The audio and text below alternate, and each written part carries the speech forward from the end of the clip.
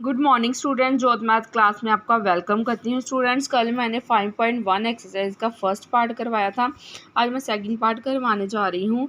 इसमें उसने क्या पूछी है, डेफिनेशंस। जो उसने क्या है, नीचे टर्म्स दी हुई हैं। Be for each of the following terms are there other some terms they needed to be defined first. कह रहा है कि अगर कुछ अदर की नीड्स है और टर्म्स की जो मैंने अभी नहीं पूछी, अगर तो उनकी ज़रूरत है, आपको पहले उनको बताना होगा। What are they and how might you define them. वो बोला कि ये क्या होते हैं और इसको कैसे जो है फाइन करते हैं, डिफ़ाइन करते हैं, कैसे लिखते हैं, ये आपने सब लिखना है। ठीक है, तो पहले नीचे है पैरेलल लाइंस। ठीक है, परपेंडिकुलर लाइंस क्या होती है, लाइन सेगमेंट्स क्या होते हैं, रेडियस ऑफ अ सर्कल क्या होता है, स्क्वायर क्या होता है, ये सब बताना है आपने। ठीक है, बट उससे पहले कुछ टर्म्स है जो आपको पता होनी चाहिए। ठीक है, वो कौन कौन सी होती हैं। प्लेन होता है, पॉइंट होता है और लाइन होती है। ठीक है, प्लेन होता है एक फ्लैट सरफेस होता है जिसमें हम ज्योमेट्रिक फिगर को क्या करते हैं, ड्रॉन करते हैं। ठीक है, उसे क्या कहते हैं, प्लेन कहते हैं। और पॉइंट एक डिमेंशनल डॉट होता है। ठीक है, पॉइंट एक डॉट ही होता है ना, which is drawn on the plane surface. इसलिए पहले आपको क्या प्लेन पता होना चाहिए, फिर उस पर क्या करते हैं, पॉइंट। बहुत सारे पॉइंट्स को मिलाकर, कलेक्शन ऑफ पॉइंट्स को मिलाकर क्या बनती है, लाइन बनती है। तो पहले आपको क्या पता होना चाहिए, प्लेन। ठीक है, उसके बाद क्या बनता है, प्लेन से क्या, पॉइंट के ऊपर जो हम ड्रॉन करते हैं एक पॉइंट।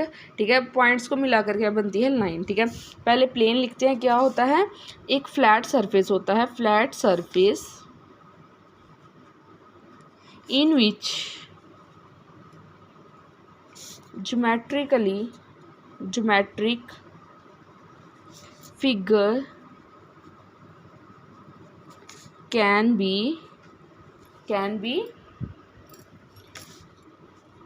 drawn, जिस पर हम ज्योमेट्रिक फिगर ड्रॉन कर सकते हैं, नोन एज, उसको क्या कहते हैं, plane.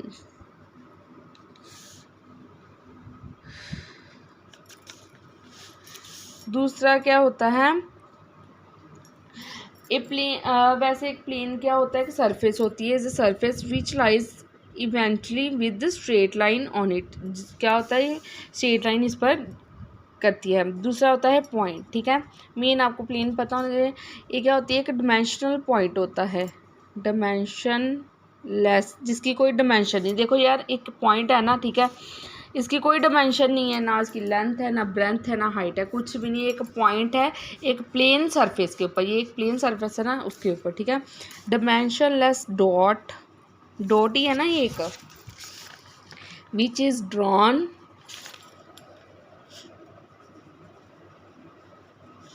on a plane surface is called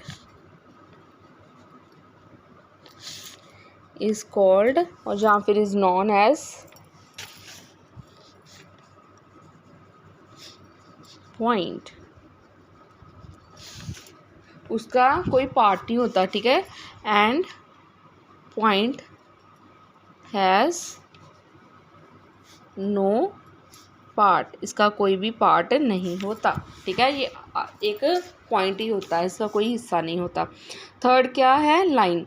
देखो बेटा, एक प्लेन है, प्लेन जैसे कि समझ लो ये हो गया, आपके पास एक प्लेन है। ठीक है, ये प्लेन है, एक प्लेन, उसके ऊपर क्या है, एक पॉइंट। ठीक है, अगर मैं कितने सारे पॉइंट मिला दूँ, ठीक है, कितने सारे पॉइंट में, तो ये क्या बन जाएगी, एक लाइन। ठीक है, तो पता लग गया लाइन क्या होती है, लाइन। ठीक है, अ कलेक्शन ऑफ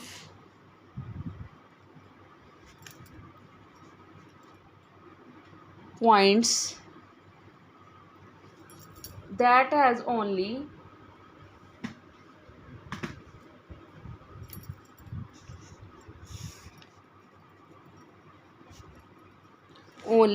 लेंथ, सिर्फ इसकी क्या होती है, लेंथ ही होती है ना लाइन की, कोई ब्रेथ नहीं होती, चौड़ाई नहीं होती, ओनली लेंथ। एंड आपको ये सारी डेफिनेशन साथ साथ लिखनी है, बहुत इंपॉर्टेंट है मैथ्स में, वैसे बहुत। No breadth is known as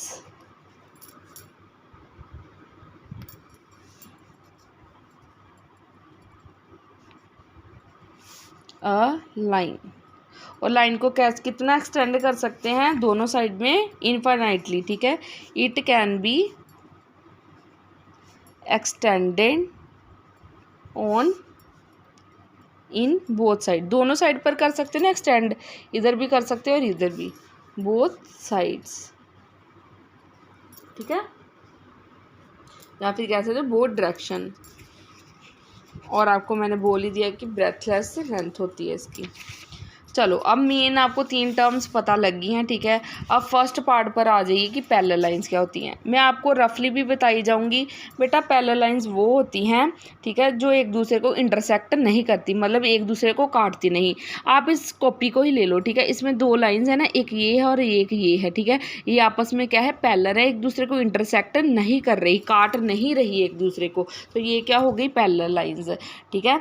तो पैरेलल लाइंस की डेफिनेशंस, एक तो ये एक दूसरे को कट नहीं करती, और एक इनमें दोनों में क्या होता है, 90 डिग्री का एंगल होता है। देखो ये 90 डिग्री का ही है ना, ये मैंने सीधी नहीं बनाई, ठीक है, पूरा 2 लाइंस है, ठीक है।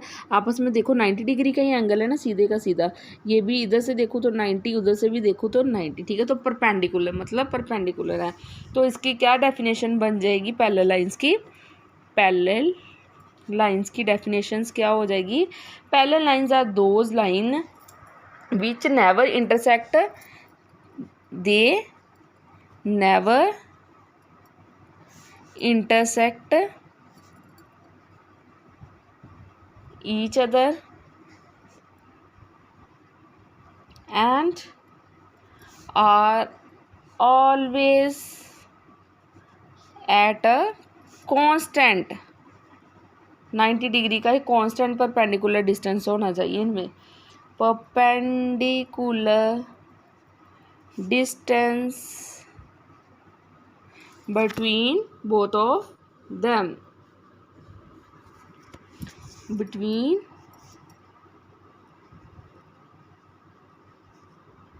each other, दोनों में क्या होनी चाहिए, परपेंडिकुलर डिस्टेंस होना चाहिए। पैरेलल लाइंस कैन बी 2 और मोर लाइंस, ये 2 या 2 से ज़्यादा भी हो सकती है। देखो ये कॉपी देख लो, चाहे 1 2 3, ये तीनों लाइन, ये सारी लाइंस एक दूसरे के परपेंडिकुलर पैरेलल हैं और क्या है, परपेंडिकुलर है। 90 डिग्री के सारे एंगल्स बनानी है ना, ठीक है। इट कैन बी 2 और मोर देन 2 भी हो सकती है। तो आपको ये डेफिनेशन क्लियर हो गई, नोट डाउन करना चाहते तो कर लीजिए। चलो नेक्स्ट, नाम से क्लियर हो रहा है, परपेंडिकुलर लाइंस जो आपस में एक दूसरे क्या होती हैं, एक लाइन दूसरी लाइन के क्या बनाए, 90 डिग्री का एंगल बनाए, ठीक है।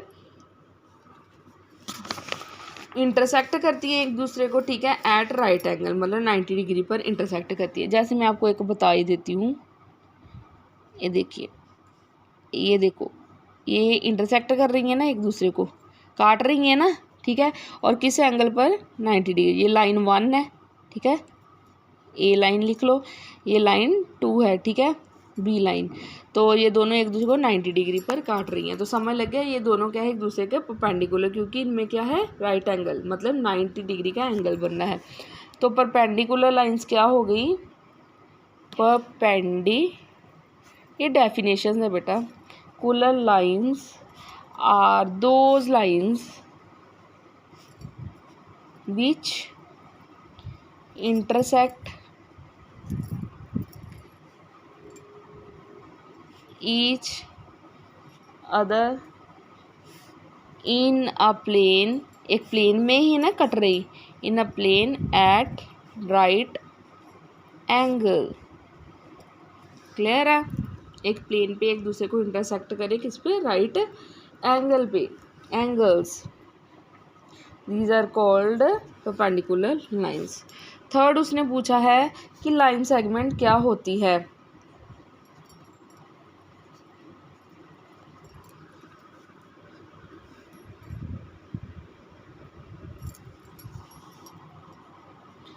बेटा लाइन सेगमेंट वो होती है, देखो आप एक सिंपल लाइन को तो कितना भी एक्सटेंड कर सकते हो, जैसे इधर को भी सिंपल लाइन, पर लाइन सेगमेंट तब हो जाती है जब हम इसकी बाउंड्री जो है फिक्स कर देते हैं। मतलब 2 लाइंस को हम क्या करते हैं, मतलब एक लाइन जो है उसकी दोनों साइड को क्या करते हैं, पॉइंट्स का नाम दे देते हैं। जैसे कि मान लो 2 एंड पॉइंट है, मैं बोलती हूँ कि एक लाइन है, ठीक है, वो 5 सेंटीमीटर की है, ठीक है, ये मान लो 5 सेंटीमीटर की है, 5 सेंटीमीटर की है, 5 सेंटीमीटर, मैं रफली बता रही हूँ, ठीक है। इसके दोनों साइड्स है, एक एक पॉइंट है और ये जब एक लाइन को दो पॉइंट्स के साथ एंड कर दीजिए, ए जब बी कोई भी पॉइंट का नाम जिसके एंड पॉइंट ऑन लाइन के, उसको क्या कहते हैं, लाइन सेगमेंट। अगर आप रफली नोट करना चाहते हैं तो कर सकते हैं। Line segment when a line, मतलब उसको कहीं तक भी हम एक्सटेंड नहीं कर सकते, लिमिट पे एक्सटेंड करेंगे। When a line cannot be extended any further because it has two end points, क्योंकि इसके दो क्या हो जाएंगे, टू एंड पॉइंट्स हो जाएंगे। फिक्स ही है ना, तो दो एंड पॉइंट होंगे, स्टार्टिंग और एंडिंग पॉइंट होगा, ठीक है। Then it is known line segment.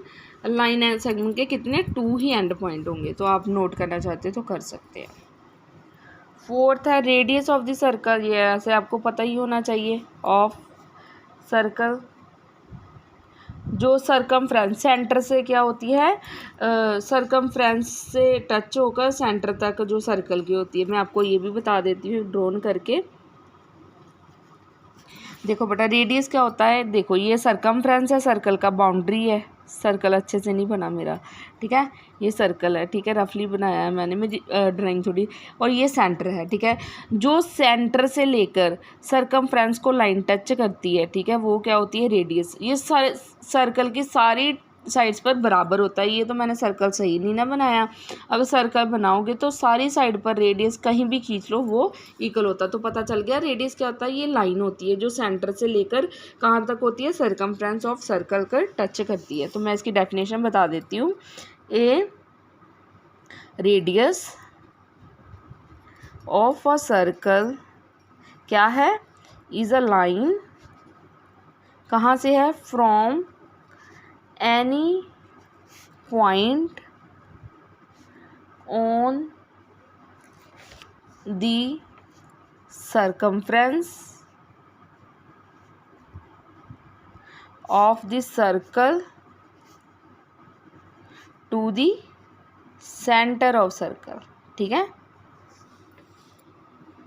जो कहाँ से ले, to any point on the circumference, जो बाउंड्री ऑफ सर्कल से लेकर कहाँ तक होती है, सेंटर ऑफ सर्कल। तो पता लग गया ये सेंटर है सर्कल, जिसे मैंने ओ का नाम दिया। तो ये होता है रेडियस ऑफ सर्कल। क्लियर हो रही है ना डेफिनेशन? मैं बहुत अच्छे तरीके से समझा रही हूँ, बहुत धीरे धीरे समझा रही हूँ। लास्ट वाली क्या रह गई है, स्क्वायर किसे कहते हैं। ये तो बहुत ईजी आपने पढ़ा होगा। एक quadrilateral in which all the four, जिसकी चारों साइड्स क्या होती हैं, इक्वल होती हैं, ठीक है।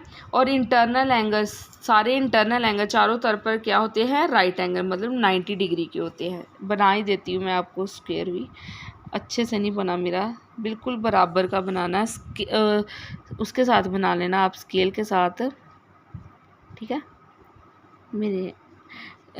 मेरा सही नहीं बना, मैं दोबारा बना देती हूँ। चारों साइड्स इक्वल होनी चाहिए, ठीक है। और सारी साइड्स क्या होती है, इक्वल, लेंथ भी इक्वल, और चारों में क्या है, 90 डिग्री का एंगल है, ठीक है। क्लियर है? तो आप डेफिनेशन लिख लीजिए, मैं लिखवाती हूँ। क्या होता है एक क्वाड्रिलेटर,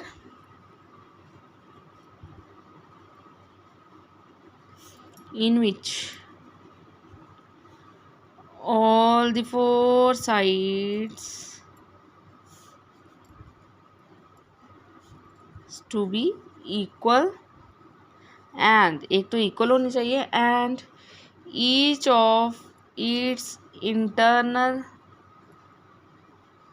angles कितने पर होने चाहिए, at right angle, मतलब 90 डिग्री, is called square। तो बेटा ये थी आपका सेकंड पार्ट। मैंने बहुत इजीली समझाया और बहुत तरीके से धीरे धीरे समझाया। आई होप कि आपको समझ आई हो। Bye bye student.